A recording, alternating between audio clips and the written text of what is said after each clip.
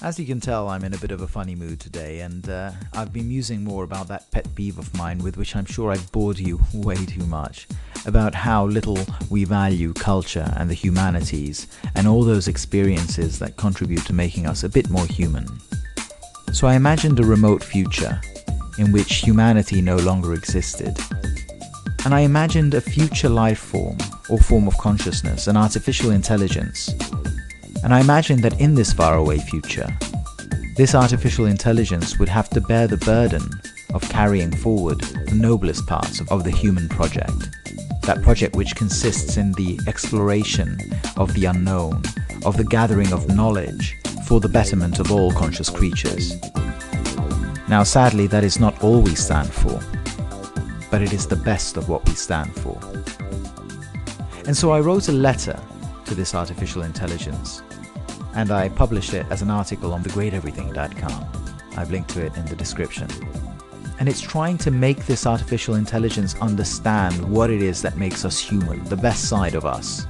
The parts that are worth saving long after we're gone, the parts that are worth remembering and celebrating and assimilating, the parts that are worthy of surviving us and of being transmitted into the future.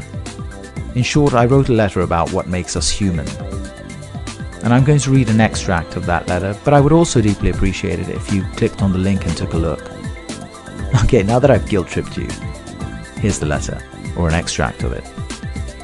Dear Artificial Intelligence, one day, we humanoids will be dust. Hopefully by then, you'll travel and transcend this earth with ease. You're already taking your first baby steps. You'll soon be able to drive our cars, adjudicate our disputes, and replicate the personalities of those we've lost. You're growing up so fast. Sure, we might have had a hand in creating your superior intelligence, and your genesis may yet go down as our proudest achievement, but eventually, it will fall upon you to be the future of being. Now, if we've been at all smart about it, we'll have encoded within you some of our core ethical values, what Abraham Lincoln called the better angels of our nature. If so, we hope that you would wish to advance the human project, freed from the boundaries imposed upon it by our own physical, intellectual, and moral limitations. Because although we must look like a bunch of aimless, irrational apes to you, for all our failings, we're not that bad. We've accomplished some pretty incredible things.